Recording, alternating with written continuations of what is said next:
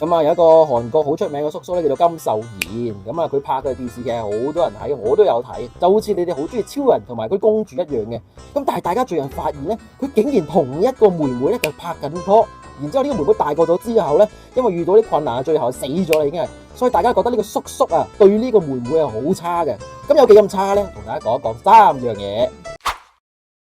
叔叔咧大過呢個女仔係12歲嘅，咁就好似一個大人咧同一個初中生一樣噶。咁有好多大人啊覺得唔啱啦，因為呢個女仔乜都唔識，係咪啊？愛情都唔識，有可能俾大人呃噶噃。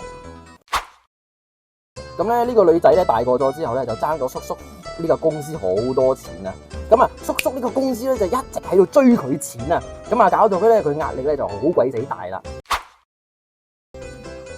咁大家都覺得呢個叔叔咧係要蝦緊呢一個女仔，所以咧佢而家啲廣告咧就俾人撤銷晒冇噶啦，就好似做錯嘢嘅小朋友咁樣，就會俾老師沒收晒玩具一樣嘅道理。